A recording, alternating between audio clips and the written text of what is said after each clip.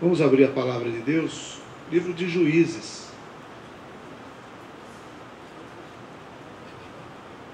Livro de Juízes, capítulo 6.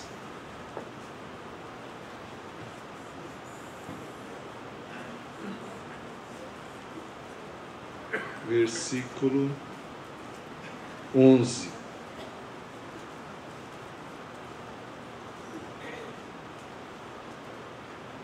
Diz a palavra de Deus assim, Juízes 6 e 11. Então o anjo do Senhor veio e assentou-se debaixo do carvalho que está em Ofra, que pertencia a Joás, a Bisrita.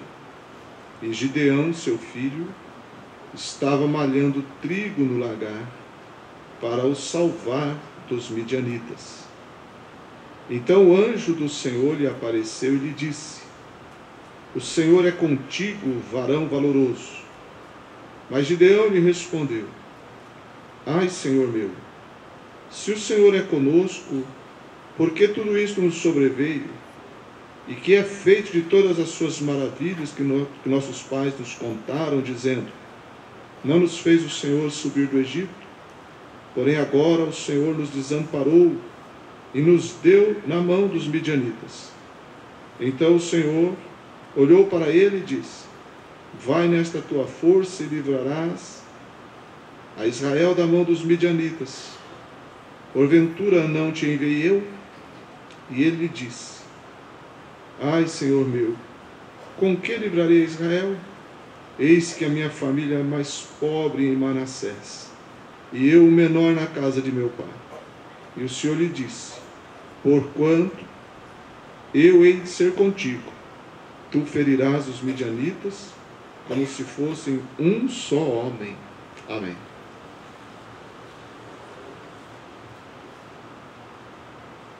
A passagem de Gideão é uma passagem muito conhecida da Bíblia.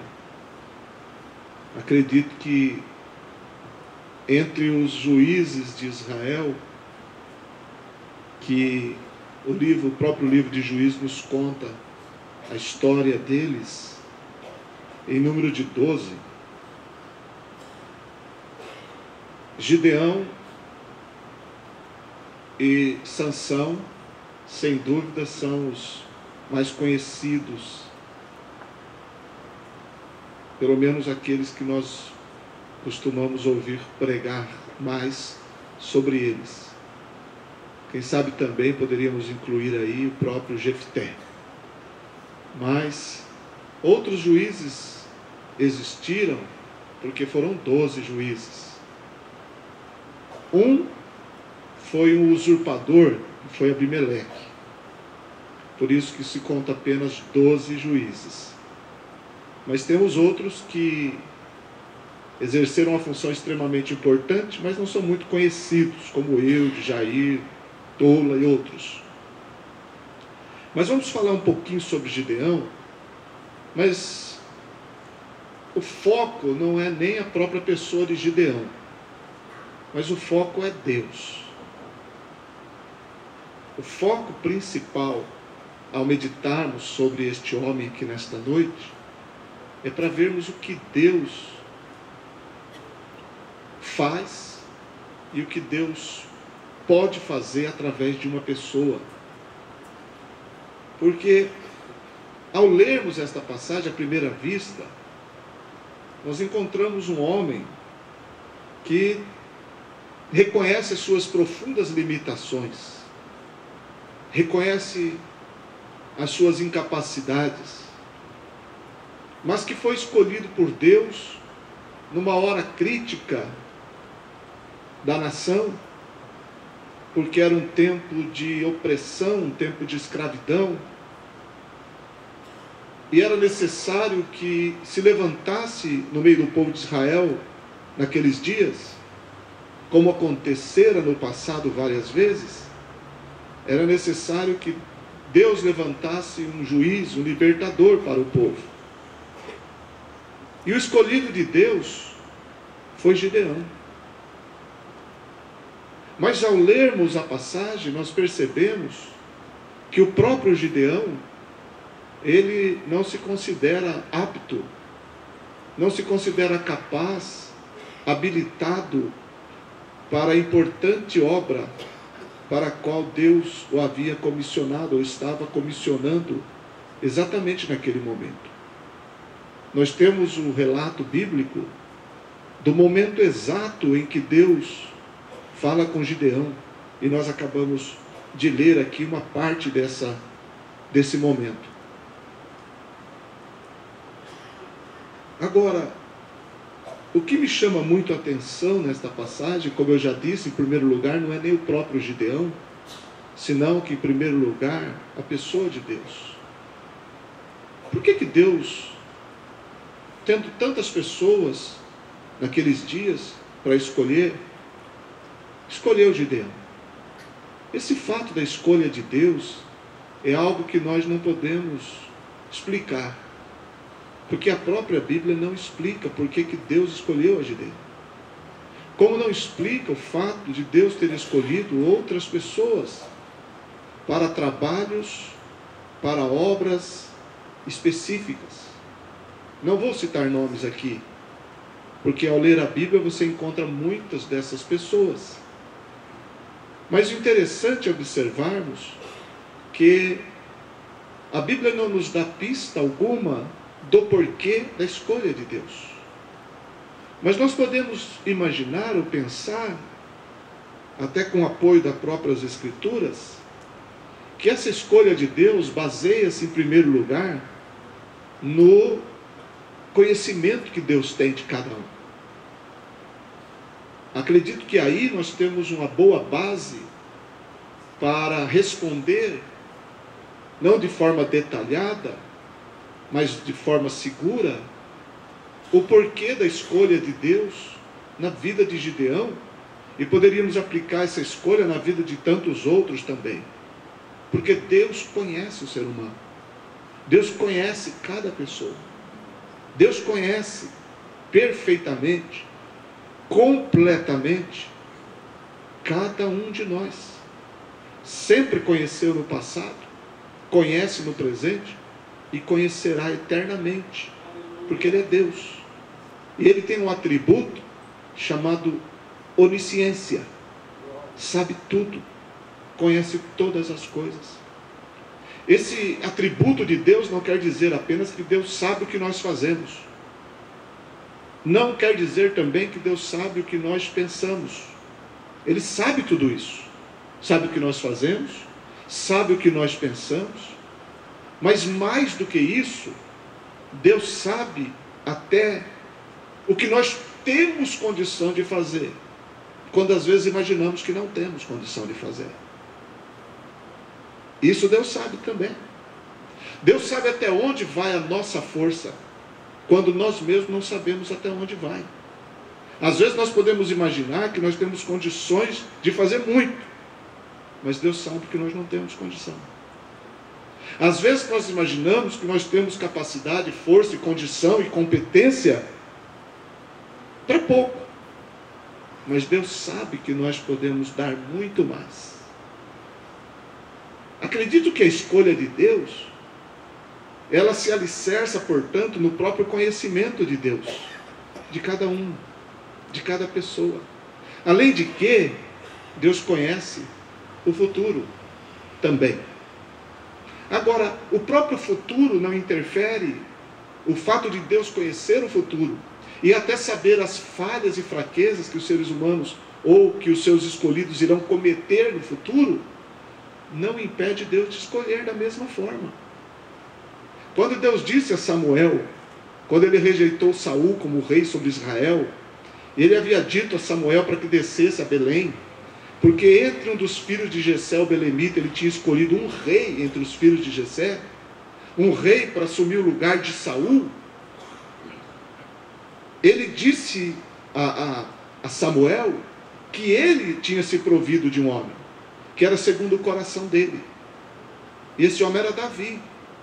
Porque quando Samuel chega na casa de Saul, para ungir ou na casa de Jessé, para ungir um de seus filhos rei sobre Israel, passam todos os filhos que estavam na casa, Mas Deus tinha escolhido exatamente Davi, que não estava em casa, estava no campo apacentando as ovelhas.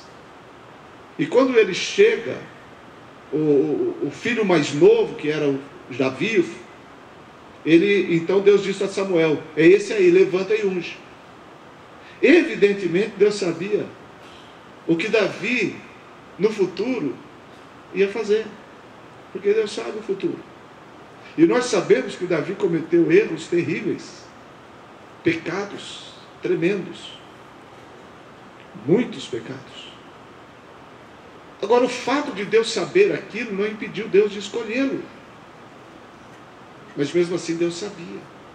Por isso que a onisciência de Deus é um dos fatores que nós podemos afirmar que é a causa da escolha de Deus, mas não é a única.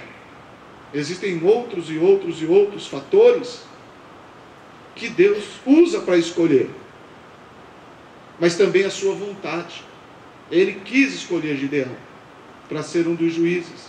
Ele quis escolher Davi para ser rei. Ele quis escolher Samuel para ser um grande profeta, um grande juiz. E por aí vai. O próprio Jesus, ele quis, diz o texto bíblico lá do livro dos Evangelhos, que ele, depois de passar uma noite inteira em oração, ele chamou a si os que ele quis. E foram 12 homens aos quais ele deu a denominação de apóstolos. 12.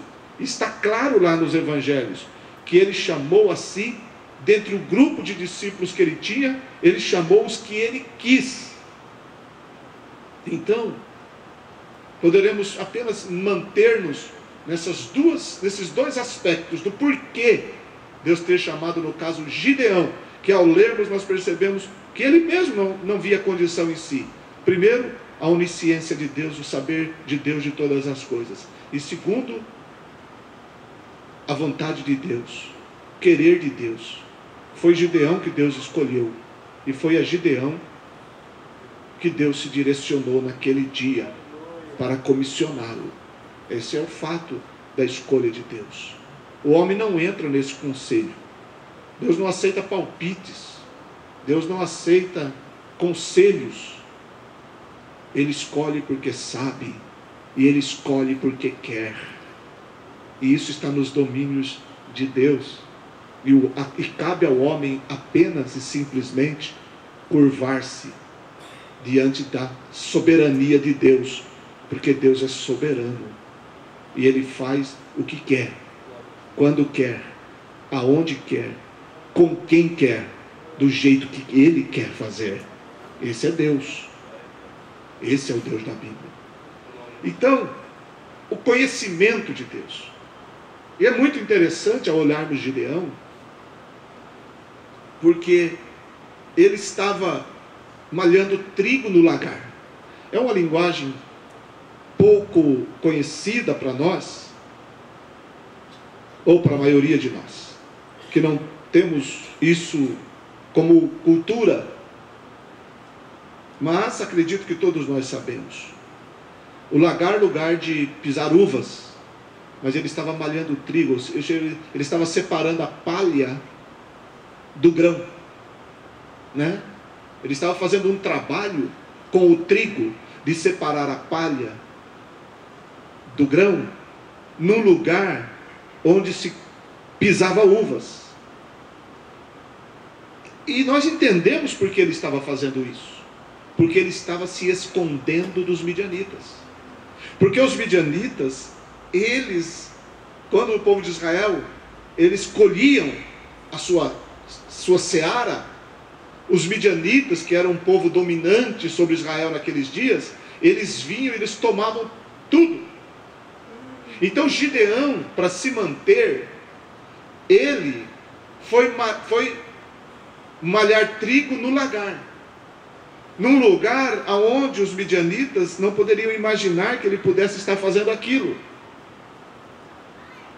Ele estava fazendo um trabalho incomum num lugar incomum para aquele trabalho, para poder ludibriar, não deixar os midianitas perceberem aquilo. Por isso que ele estava lá, escondido, fazendo um trabalho de forma escondida, para não ser pego. E ali, Deus chega para ele, o anjo do Senhor chega a ele, e a saudação do anjo é essa: o Senhor é contigo, varão valoroso, corajoso. O que Deus viu em Gideão foi algo que nós, a princípio, podemos não ver. Mas Deus viu coragem naquele homem. Coragem.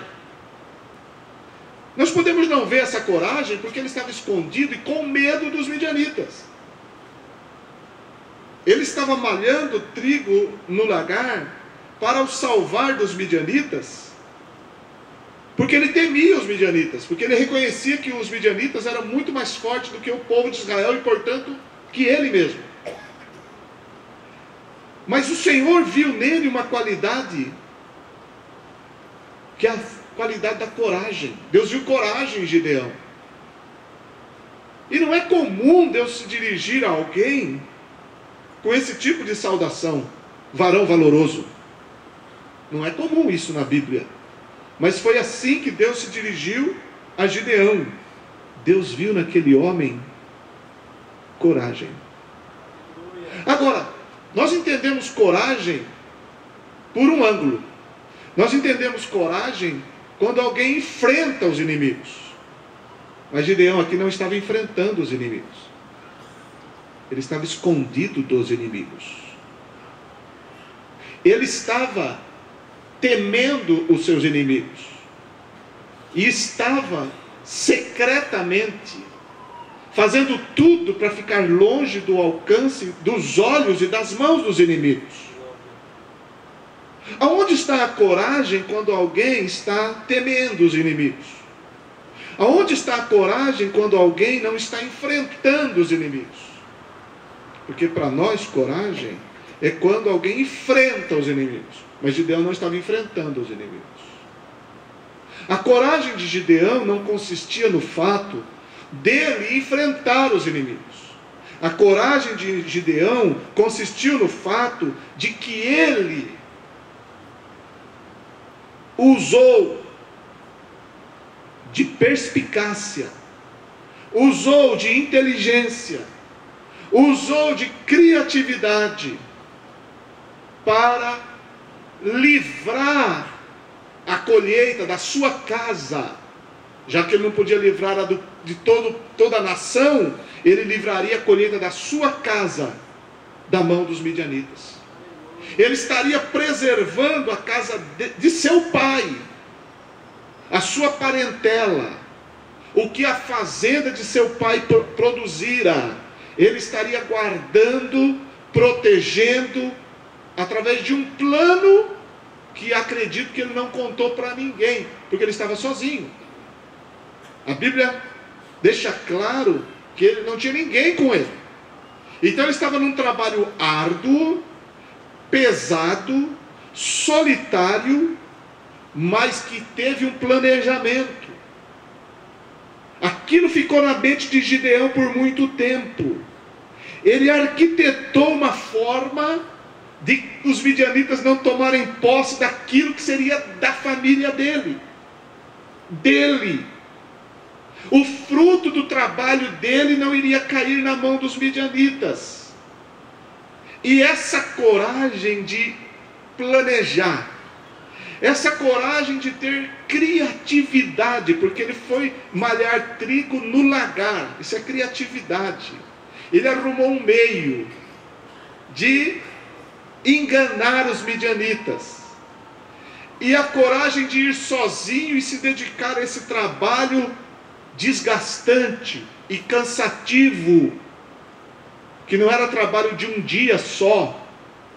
Não sabemos por quantos dias ele trabalhou até que Deus veio ao encontro dele. Mas fato é que a coragem daquele homem consistiu exatamente em ele buscar um caminho, buscar um meio.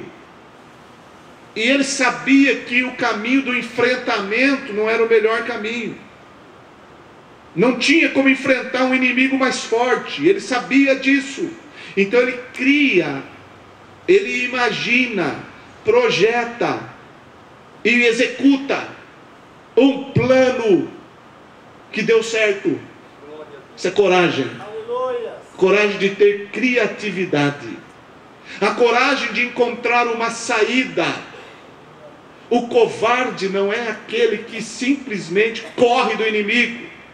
O covarde é aquele que não reconhece o problema e não o enfrenta de uma forma correta.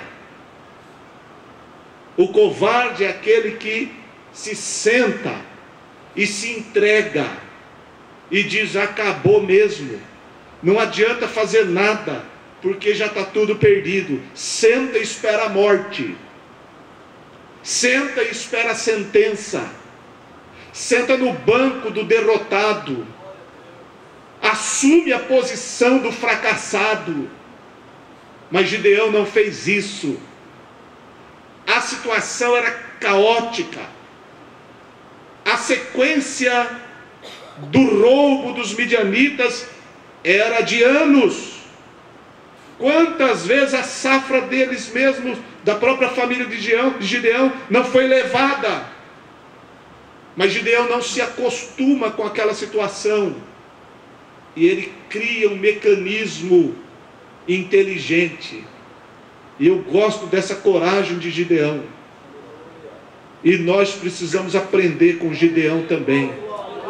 Para não correr, para não deitarmos na cama e cobrir a cabeça com medo. E acharmos que não podemos pisar o pé fora de casa, porque as coisas não vão dar certo. Pense. Use a cabeça. Analise a situação. Deus vai dar uma luz para você. Vai surgir um caminho no meio dessa tormenta. Vai haver um rumo no meio dessa dificuldade. Vai brilhar uma luz no meio dessa escuridão. E quando você perceber que uma luz brilhou, que um caminho foi aberto, você vai agir. Ninguém vai perceber, ninguém vai ver, mas Deus vai ver.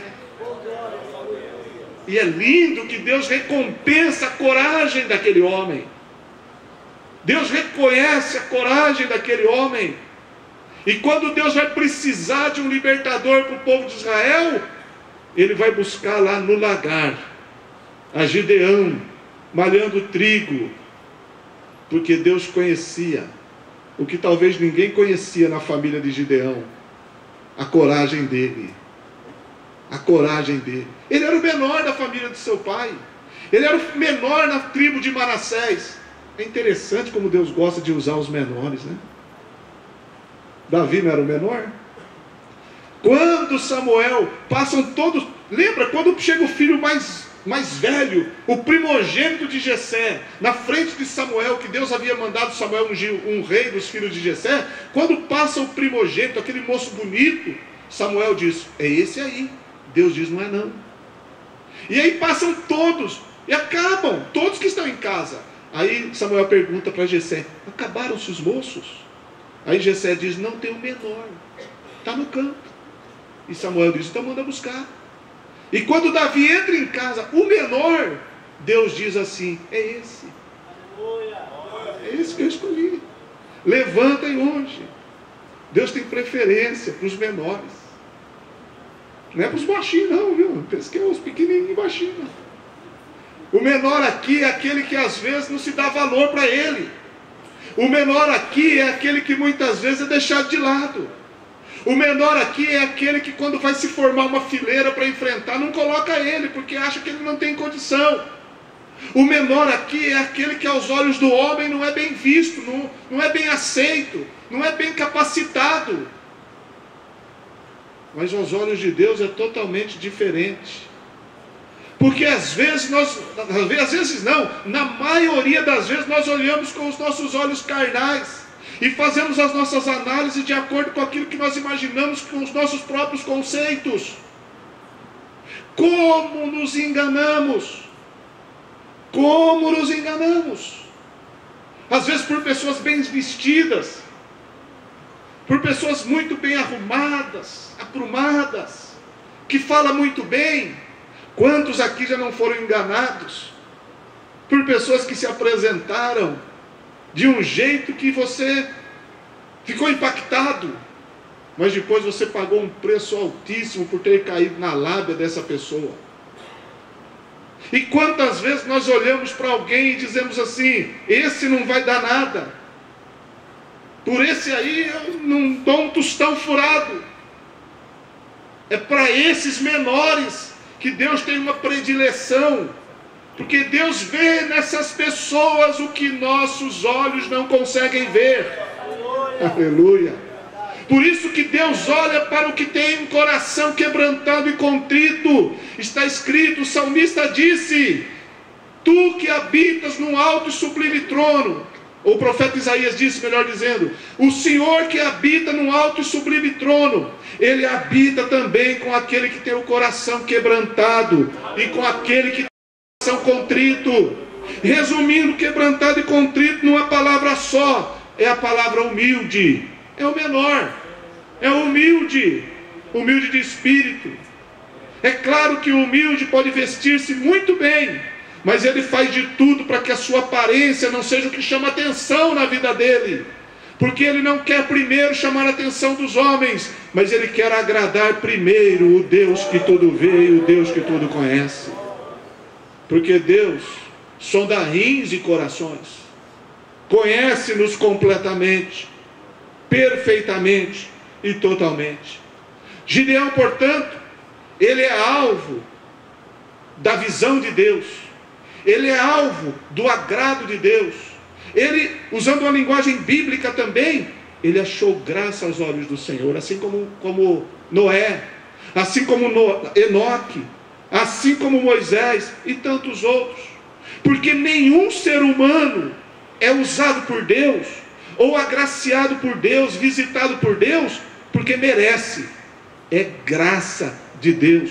Mas essa graça revelada de Deus é quando Deus olha e Deus decide ir de encontro àquela pessoa, como foi ao encontro de Gideão e como tem ido ao encontro de tantas e tantas pessoas nos dias de hoje, como um dia também veio ao nosso encontro, nos encontrou, não no lagar, mas Ele nos encontrou, e hoje nós estamos aqui, porque Ele nos achou, nos buscou, e nos colocou nesse lugar maravilhoso. Foi Ele que fez, foi Ele que fez. Portanto, quando olhamos para Gideão, nós vemos um Deus que conhece, nós vemos um Deus que tudo sabe, nós vemos um Deus que olha, e nós vemos um Deus que vê qualidades, mesmo no homem falho, no homem frágil, e não escolhe por causa da qualidade, mas o escolhe com a qualidade, além dos defeitos, e apesar dos defeitos, Deus escolhe, porque se Deus fosse escolher homens perfeitos, não usaria nenhum, só usariam anjos, mas Ele escolhe homens imperfeitos, como Gideão foi imperfeito, mas é tão maravilhosa, que a graça gloriosa de Deus, aproxima Deus de seres imperfeitos como nós.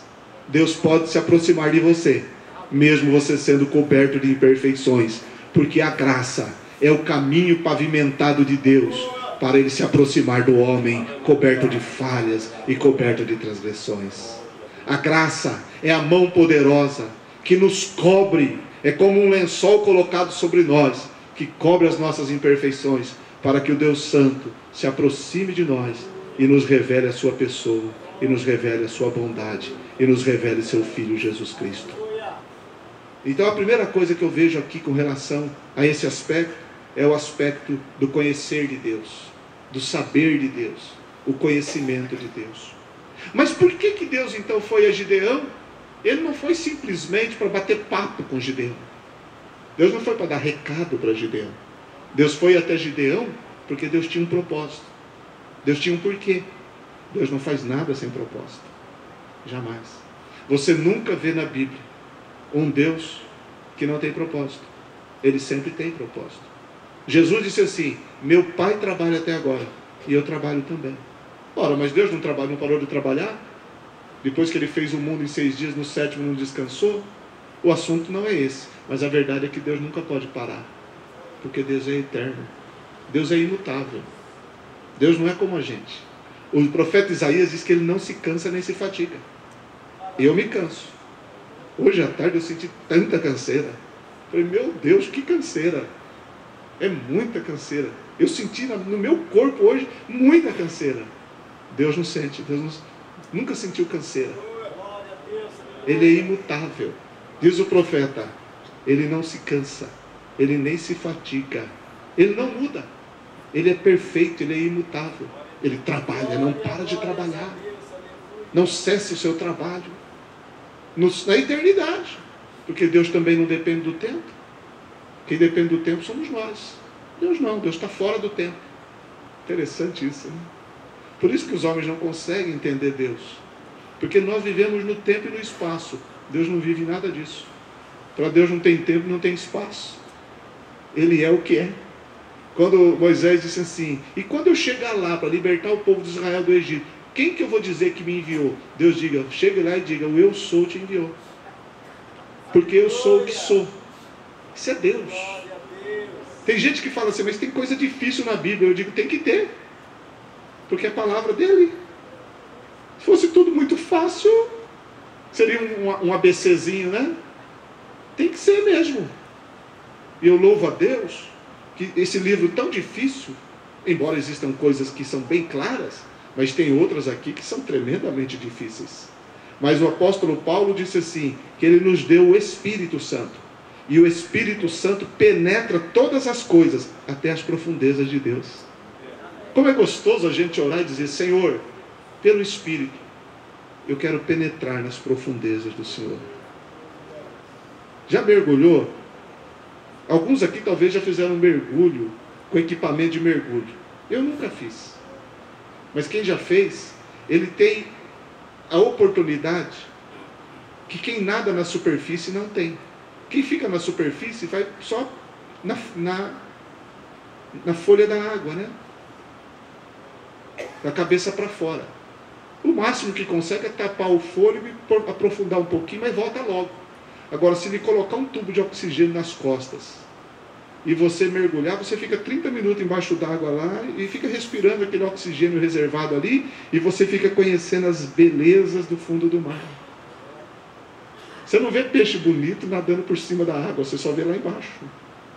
Então quem tem o privilégio, corais, por exemplo, tem certos corais que as pessoas conseguem nadar por cima e com um óculos, só olhando por cima consegue ver. Mas existem outros que a pessoa tem que afundar um pouco mais. Assim é a Bíblia. Nós podemos nadar por cima da Bíblia, mas nós vamos ver, ter uma visão. Mas se o Espírito Santo nos tomar, vai ser um mergulho profundo na palavra de Deus. E aí a gente vai ver cores que a gente nunca viu na Bíblia. A gente vai ver detalhes que a gente nunca viu na Bíblia. E a gente vai dizer, estava aqui? Estava. Por que eu não vi antes? Porque o Espírito não te mostrou. Mas quando o Espírito te mostrar. Eu me lembro do pastor Antônio Gilberto.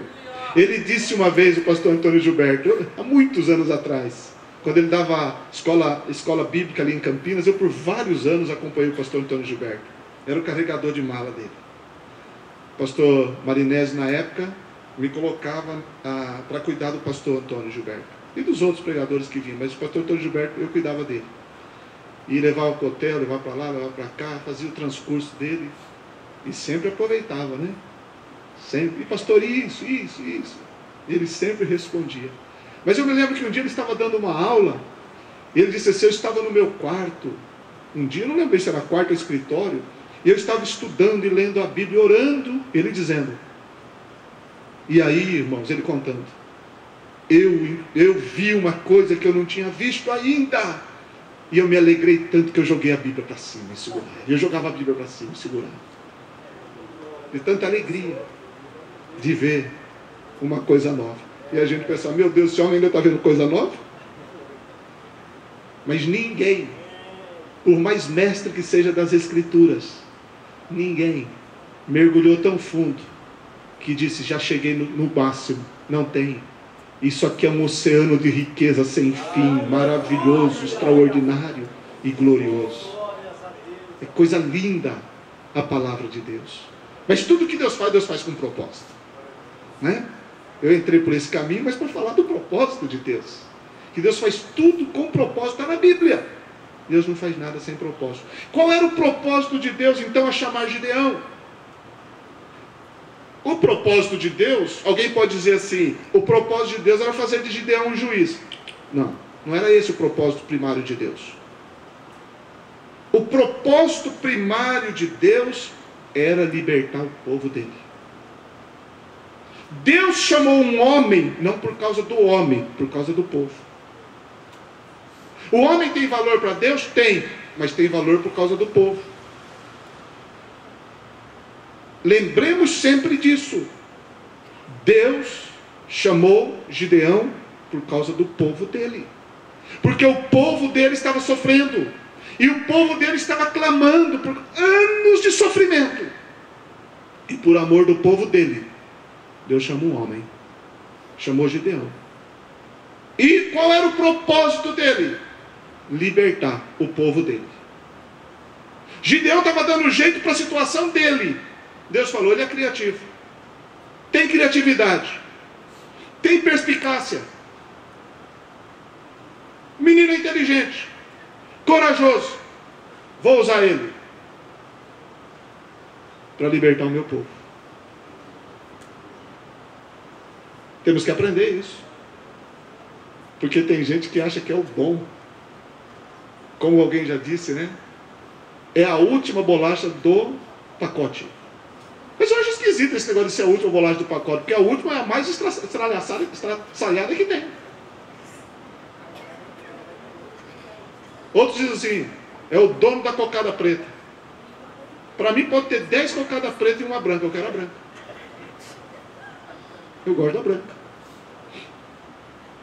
Então tem alguns ditados aí que é meio esquisito. Mas quer mostrar que algumas pessoas pensam que são bam. Pensam que são os mais importantes. Tem algumas pessoas, eu acho incrível isso, algumas pessoas acham até bonito, eu acho que beira a blasfêmia, quando alguns pregadores emocionalistas dizem assim, Senhor, se eu tenho crédito contigo, corta o microfone dele, corta. Tem que cortar na hora. Se estiver orando no púlpito e dizendo assim, Senhor, se eu tenho crédito contigo, tem que cortar na hora, porque o homem não tem crédito com Deus. Senão não é graça. Crédito é quando eu lhe faço um favor e você me deve, porque então eu tenho crédito com você. Né? Você me deve, então, eu fiz, agora eu tenho crédito com você. Aí eu chego e não cobro, né? Mas eu falo, irmão, você lembra aquele dia que eu fiz isso por você? Lembro, pois agora eu preciso de você. Aí você fica numa situação difícil, está cobrando. Quem tem condição de chegar para Deus e dizer, se eu tenho crédito, que crédito? É graça. Graça. É graça. E a graça de Deus é acompanhada de misericórdia. Sabe por quê? Porque além de não termos crédito nenhum, nós temos uma dívida impagável. Se você pensa que Deus deve alguma coisa para você, você está redondamente enganado. É você que deve, e deve tanto que você não tem como pagar. E por não ter como pagar, sabe o que está beirando a tua cabeça? Pensa na marreta mais pesada que você pensa. E pensa na mão mais forte segurando essa marreta e levantando ela para dar sobre a sua cabeça. É isso aí. Então você tem crédito? Mas a graça e a misericórdia de Deus, revelada em Cristo, que pagou o preço por nós, tirou a sentença de morte de cima da nossa cabeça e fez Deus nos abençoar e nos aceitar e nos receber. Não existe quem tem crédito. Senhor, se eu tenho crédito, o Senhor manda agora aqui 4 anjos. Esses dias o irmão estava falando para mim que eu vi alguém orar assim: se eu tenho crédito contigo, Senhor, envia 4 anjos, coloca um naquele canto, coloca outro naquele canto, coloca outro nesse canto. E foi distribuindo anjo para tudo quanto é canto. E o povo acha bonito. Isso beira blasfêmia. Beira blasfêmia. A oração do servo não é essa, gente. A oração do servo é assim: Senhor, sei que nada tenho, sei que nada mereço, mas por amor do teu grande nome, por sua graça maravilhosa e infinita, olha para o teu servo, Senhor, e te apraz em me abençoar, porque eu preciso da tua bênção e da tua misericórdia. É assim que se ora. É a posição do penitente. É a posição de quem precisa, não de quem tem crédito. Porque tem crédito determina. Quem precisa pede. Pede. Por isso que Jesus diz assim: pedi e dar-se-vos-á. Mas tem gente que aprendeu a comprar a bênção. Tem gente que aprendeu a determinar a bênção. Mas eu fico com a Bíblia. Nós ainda precisamos pedir a bênção em nome de Jesus Cristo. Pedi, dar-se-vos-á. Buscai e encontrarei, batei e abrir-se-vos-á. Porque aquele que pede recebe, o que busca encontra, e ao que bate se abrirá. Glória a Jesus. O propósito de Deus era para que Gideão libertasse o povo dele. Esse era o propósito de Deus. Meu povo está sofrendo, eu escolhi você por causa do meu povo. Por que Deus usa uma pessoa na igreja? Porque Deus quer fazer dessa pessoa uma estrela? Não, é por causa do povo dele. É verdade, aleluia. Se Deus te usa, meu querido, seja de que forma for, com os dons que Ele quiser te usar, não pense que é porque Ele achou você o mais importante da igreja, não, e quer que você seja a vitrine da igreja. Não é não. Ele só está te usando por causa do povo dele. O talento que Ele nos deu, Ele usa para o povo dele. Por que eu prego? Por que eu ensino? Por que eu pastoreio? Por causa do povo de Deus. Muita gente não entende isso. E aí se torna artista. Aí vende os dons, vende os talentos. E nós estamos vivendo uma época que, se Paulo vivesse no dia de hoje, meus irmãos, eu acho que Paulo faria como Jesus e sairia chicoteando a gente. Se Pedro, a igreja primitiva, porque hoje em dia o pessoal cobra para cantar e cobra para pregar. Não todos, mas muitos cobram. O que você precisa para vir aqui? Eu preciso de 5.000. E aí por aí vai. Eu costumo dizer que a maioria dos que vocês veem pregando aqui é porque pede para vir. Nos cultos normais da igreja, pode ter certeza que pediram para vir. Pediram. Não sai pagando ninguém para pregar aqui. Tem tanta gente aqui que prega e não paga nada. Mas tem isso. Artistas. Se você lê o Didaquê dos Apóstolos, que é uma obra muito antiga mesmo, eles ensinaram ali no Didaquê, é um escrito muito antigo, dizem que é da era apostólica, não é anos depois da era apostólica, mas é um escrito muito interessante, e ali está escrito que o seguinte: como as igrejas eram em casas, em cidades, e tinham muitos pregadores itinerantes, assim, pessoas que viajavam e pregavam nas igrejas, assim, ajudando as igrejas. Ali no Didaquê está escrito assim: se alguém chegar e ficar mais de 2 dias, no meio de vocês, e se ele pedir dinheiro, manda embora. Porque aí, agora sou eu que estou dizendo, o Didaquê diz assim: ficar mais de 2 dias, e pedir dinheiro, não é de Deus. Não é um servo de Deus de verdade. E nós não estamos cheios de gente pedindo dinheiro? Tem muito menino novo, desculpa, não estou querendo tacar pedra não, mas tem muito menino novo que não quer trabalhar, quer pregar. Que ele aprendeu a pregar. E ele aprendeu, então ele se oferece. E por aí vai. Mas Deus não usa nunca uma pessoa para fazer dessa pessoa um artista. Digno é o obreiro do seu salário? É obreiro que faz a obra. Pregadores de Deus tem. Não podemos jogar tudo num saco só não. Tem pessoas que Deus usa, tem.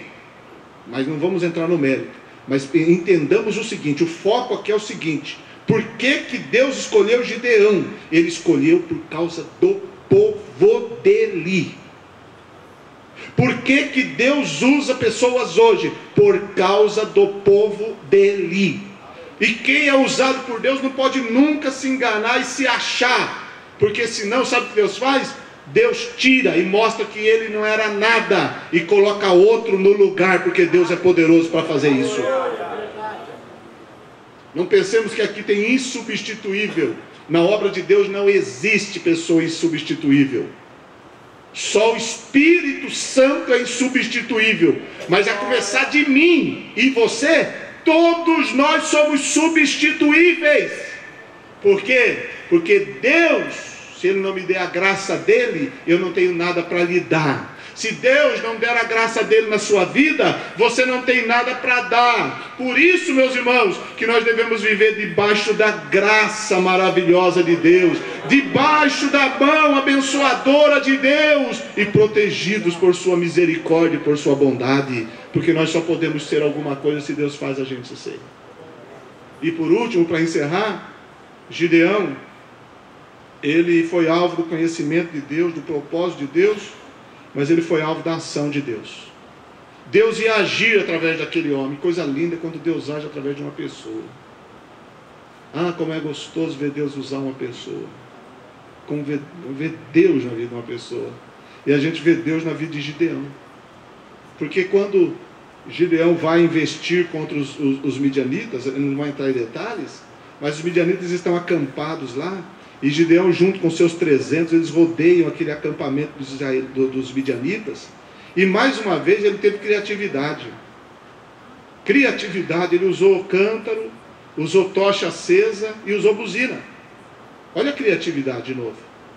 Deus gosta de gente criativa. Deus gosta de gente que pensa.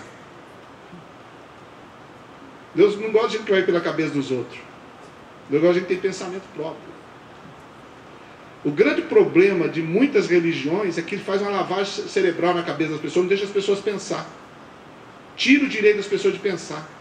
E esse é um direito inviolável. Você tem direito de pensar. Você tem direito de questionar. Você tem direito de raciocinar. Você tem direito de examinar. Você não pode comer qualquer coisa. Você não pode ir na conversa de qualquer pessoa. Esses dias uma pessoa estava dizendo para mim assim: uma profeta chegou para mim, pastor, e falou que se a minha filha se perder, eu vou pagar o preço, eu sou responsável pela vida da minha filha. Eu falei: pois está fora da Bíblia. A Bíblia diz que o pai não levará a maldade dos filhos, nem os filhos levarão a maldade dos pais. Então está fora da Bíblia. E tem muita gente sendo iludido porque não está pensando. Quem pensa tem criatividade, quem pensa larga as fronteiras, quem pensa não coloca um cabresto nele. Essa que é a grande verdade. Tem muita gente iludida na mão de falsos apóstolos, falsos profetas, falsos pregadores, falsos mestres que agarram as pessoas e manipulam as pessoas para o seu benefício próprio, por seu interesse próprio. Não, nós não somos assim não. Nós temos o direito de pensar. Nós temos que ser como os bereanos. Quando Paulo chegou para pregar o evangelho em Bereia, eles ouviram, falou: tudo bem, mas agora vamos ver na Bíblia, nós vamos comparar na palavra, nas escrituras. É importante que nós pensemos, analisemos, e se for de Deus, amém, vou comer. Não é de Deus, rejeito, jogo fora, não quero, eu só quero o que for de Deus. Nós temos que ser como uma pomba seleta que escolhe os grãos para comer. Nós temos que ter sabedoria, prudência, inteligência pelo Espírito Santo de Deus. E Gideão tinha. Aí usou cântaro, tocha e buzina. E diz assim: quando vocês ouvirem a minha voz, vocês quebrem o cântaro, toquem a buzina e deem um brado, espada do Senhor e de Gideão.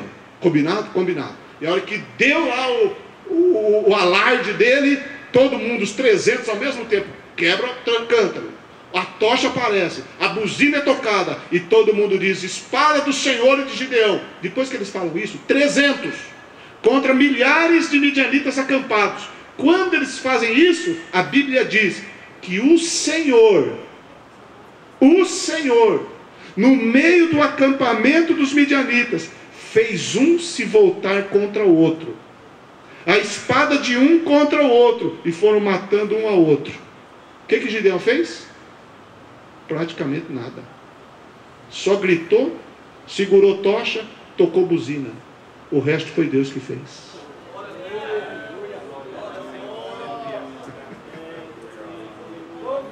Não é bom ser usado por Deus?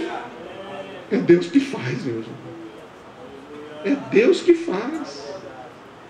Quantas vezes você se cansa e se fadiga porque você quer fazer tudo? Querido, entrega nas mãos do Senhor. Usa a sua criatividade, usa a sua inteligência, busca as suas saídas. Mas quando tiver que enfrentar de verdade o inimigo, reconheça que você não pode.